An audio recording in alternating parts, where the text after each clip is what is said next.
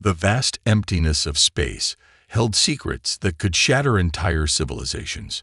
At the Andromeda outpost, Dr. Rohan Patel stared intently at the holographic display, his dark eyes reflecting the flickering data streams that painted a terrifying picture of impending doom.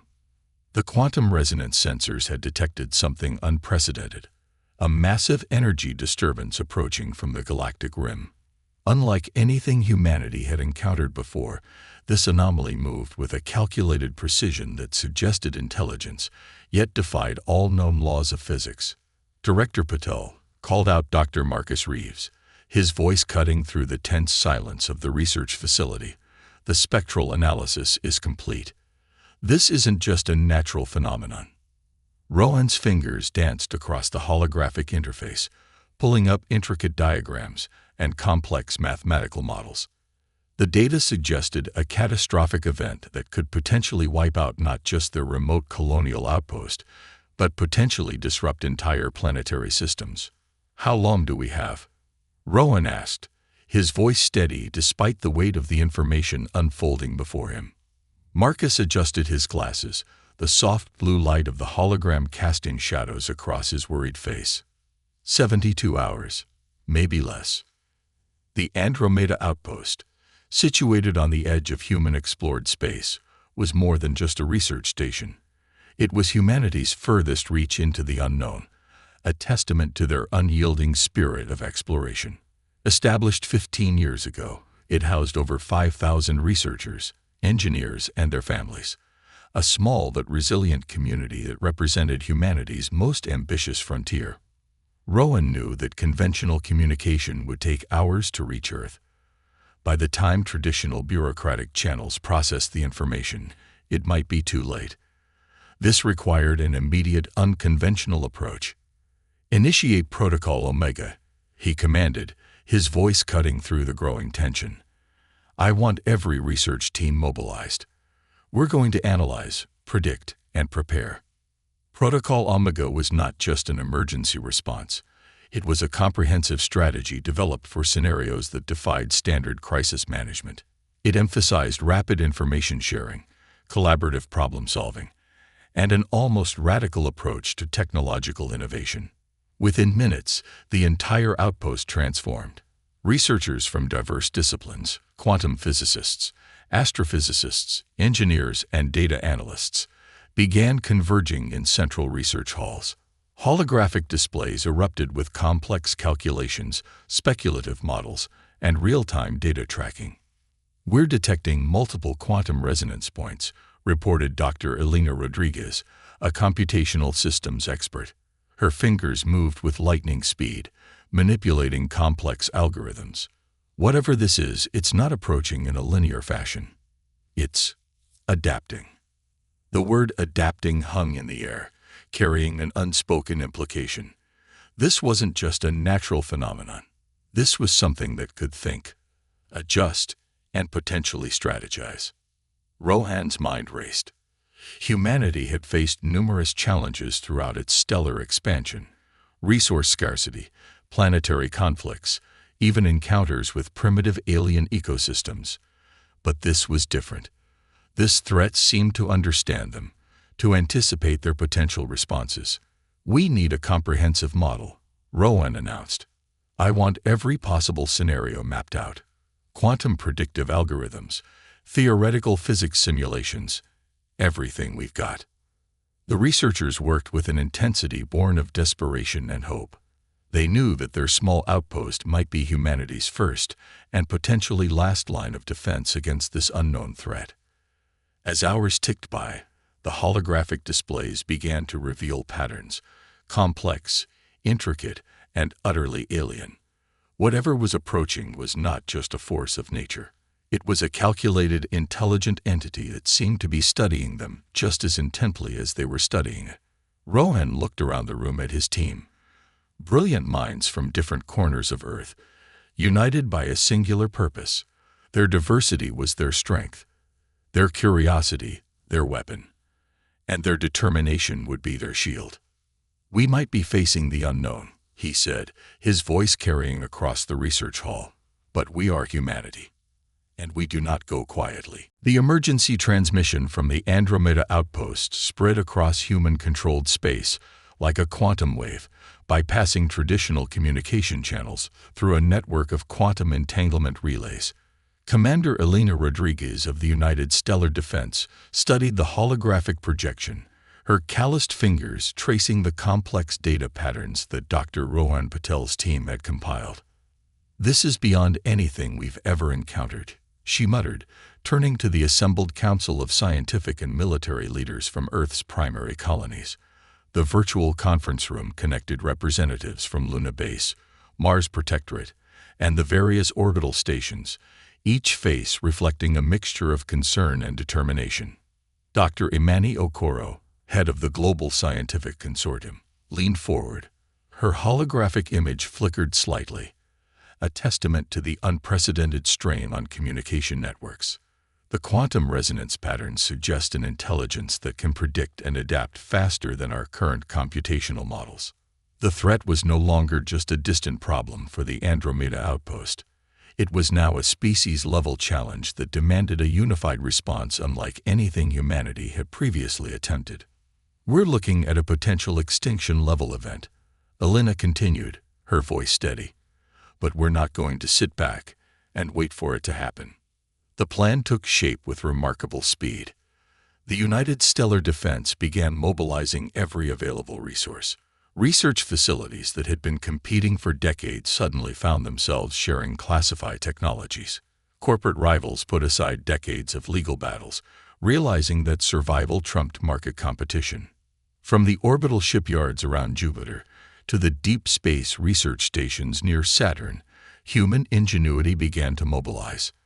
Manufacturing plants retooled in hours, not weeks. Theoretical physicists who had spent careers working in isolated academic bubbles now collaborated in real time, creating a a solar system-wide brain trust. Dr. Hiroshi Tanaka, a quantum engineering specialist from the Tokyo Stellar Research Institute, presented the first breakthrough. "We can't fight this threat using conventional methods," he explained, his holographic model showing intricate quantum field manipulations. "We need to think beyond our current understanding of physics." The proposal was audacious. Instead of trying to defend against the approaching phenomenon, they would attempt to understand and potentially communicate with it. It required creating a quantum communication array that pushed the boundaries of human technological capability. Elena watched as the initial simulations began. Each failed attempt was not a setback, but a learning opportunity. The research teams worked in continuous shifts, their determination burning brighter with each challenge. "We're rewriting the rules of engagement," Dr. Okoro remarked during one of the briefings. "This isn't just about survival. This is about proving what humanity can achieve when truly united." Orbital construction platforms began assembling a network of quantum resonance satellites. These were not mere communication devices, but complex listening and translation mechanisms designed to interface with a potentially alien intelligence. The most surprising element was how quickly global resources aligned. Space agencies that had been rivals for decades now shared launch facilities. Private space corporations offered their most advanced technologies without hesitation. Universities opened their most closely guarded research archives. "We're seeing something extraordinary," Elena noted in her personal log. "Humanity is treating this existential threat not as a moment of fear, but as an opportunity for our greatest collaborative effort." The quantum communication array took shape with unprecedented speed. Traditional development cycles that would have taken decades were compressed into mere weeks. Each component was a marvel of collaborative engineering. Designs from a researcher in Buenos Aires would be refined by a team in New Delhi, then optimized by engineers in Cape Town. As the final pieces of the quantum array began to take shape, Dr. Tanaka made a crucial observation. "We're not just building a communication device," he told the assembled team. "We're creating a bridge between our understanding and something completely unknown." The first test of the quantum array was scheduled. Millions watched, not with fear, but with a collective hope that defied all previous expectations of human behavior. Humanity had transformed in potential extinction, event into a moment of unprecedented unity and innovation. The quantum communication array hummed with an energy that seemed to defy traditional physics. At its heart stood Kai Wang, a quantum physics prodigy whose unconventional thinking had become humanity's most valuable asset. The research facility, nestled in the mountains of New Zealand, buzzed with an electric anticipation that bordered on reverence. "We're not just sending a signal," Kai explained to his team, his eyes gleaming with a mixture of scientific curiosity and profound determination. "We're attempting to create a language of understanding with something that exists beyond our current comprehension." The previous weeks had been a testament to human adaptability. What had started as a potential extinction threat had transformed into humanity's most ambitious scientific endeavor. The quantum communication array was more than a technological marvel. It was a bridge between the known and the unknown. Dr. Fatima Rais, a computational linguist, worked tirelessly on developing a communication protocol that could potentially translate concepts beyond human linguistic structures. "We're creating a universal grammar of information," she would often say, her fingers dancing across holographic interfaces that seemed to breathe with living data. The array's design was revolutionary. Unlike traditional communication systems, this network used quantum entanglement to create simultaneous communication points. Each satellite was not just a receiver or transmitter, but a complex node that could adapt, learn, and reconfigure itself in real time. "Initial tests are showing something remarkable," Kai announced during a global briefing. The holographic display showed complex wave patterns that seemed to pulse with an almost organic rhythm. "The system is developing its own form of predictive intelligence. It's learning faster than we anticipated." From the orbital stations to the deep space research outposts, humanity watched with bated breath.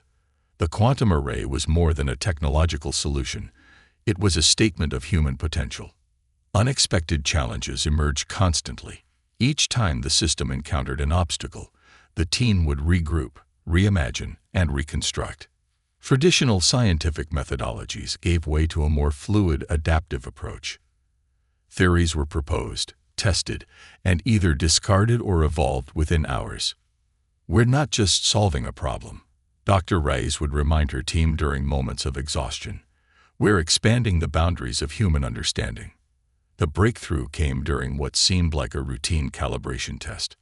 The quantum array suddenly displayed a pattern that was neither random noise nor a standard communication signal. It was something in between, a complex, multilayered information structure that seemed to pulse with an intelligence of its own. Kai stood motionless, watching the display. "It's responding," he whispered, his voice barely audible. "Not just receiving, responding." The global scientific community erupted into a frenzy of activity. What had begun as a defensive measure was transforming into humanity's most significant first contact scenario. The quantum array was no longer just a communication device.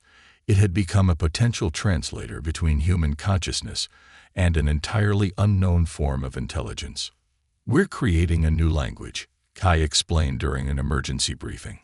"Not just of words or mathematical equations, but of conceptual understanding.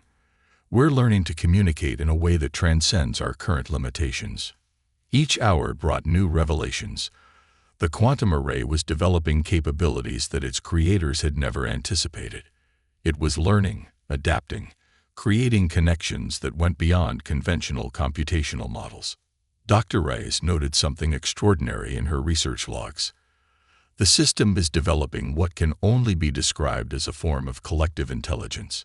It's not just processing information, it's creating new pathways of understanding." As the final calibrations were completed, the research team realized they had created something far more significant than a communication device. They had constructed a potential gateway to understanding intelligence that existed beyond human comprehension. Kai looked at his team, a diverse group of researchers who had become more than colleagues. They were pioneers of a new frontier of human understanding. "We're ready," he said simply. Lieutenant Amara Donovan stood at the heart of the quantum communication array, her hand hovering over the final activation sequence. The facility around her hummed with an energy that seemed to breathe with anticipation. Everything they had worked for, months of preparation, years of theoretical development, and generations of human curiosity, had led to this moment. "Final systems check," she called out, her voice cutting through the charged atmosphere of the research facility. Dr. Fatima Reyes responded from the monitoring station, her voice tight with a mixture of excitement and apprehension. "All quantum nodes are synchronized. Probability matrices are holding stable." The threat that had once seemed like an inevitable extinction event had transformed into humanity's most ambitious scientific endeavor. The quantum array was no longer just a communication device. It was a bridge between known and unknown, between survival and transcendence. Kai Wang's final calculations flickered across the holographic displays. The complex mathematical models suggested something beyond mere communication, a potential method of interaction with an intelligence that defied traditional understanding. "Activation sequence initiated," Amara announced. The moment stretched into eternity. At first, nothing happened. Then, a subtle vibration began to build. The quantum array started to pulse with a light that seemed to come from within, not just a reflection or emission, but something more profound. It was as if the very fabric of reality was beginning to shimmer and reshape itself. "We're receiving a response," Dr. Rice said, her voice barely a whisper. "But it's not like anything we've ever seen before." The communication was not verbal, not visual. It was a pure exchange of information that transcended human sensory perception. Concepts flowed like liquid thought, complex ideas transforming and reshaping themselves faster than any human mind could comprehend. Amara realized something extraordinary was happening. The quantum array was no longer just a device. It had become a living interface between humanity and something far beyond their current understanding. Suddenly, the system began to demand an impossible sacrifice. The communication required a direct quantum entanglement, a process that would fundamentally alter the person serving as the primary interface. Amara understood immediately what this meant. To complete the communication, to potentially save humanity, she would need to become something more and less than human. "I'll do it," she said quietly. Her team protested. Kai argued. Dr. Rice ran countless simulations showing the potential risks. But Amara knew this was humanity's moment. A chance to prove that their species was about more than survival. It was about understanding, about reaching beyond their limitations. As the quantum entanglement began, Amara's consciousness expanded. She was no longer just herself. She became a bridge, a translator, a living connection between humanity and the unknown intelligence that had once threatened their existence. The facility around her began to transform. Holographic displays showed impossible geometric patterns. The very walls seemed to breathe with information, with potential, with understanding that defied human comprehension. In that moment, humanity transcended its own limitations. The threat that had once seemed insurmountable became a moment of incredible transformation. What began as a potential extinction event became humanity's greatest triumph, a testament to their ability to adapt, to understand, to reach beyond their known boundaries. As Amara's consciousness merged with the quantum array, she understood something profound. Humanity's true strength was not in their technology, but in their unwavering spirit of curiosity, their ability to face the unknown with courage and hope. The quantum array pulsed. A new chapter of human existence had begun.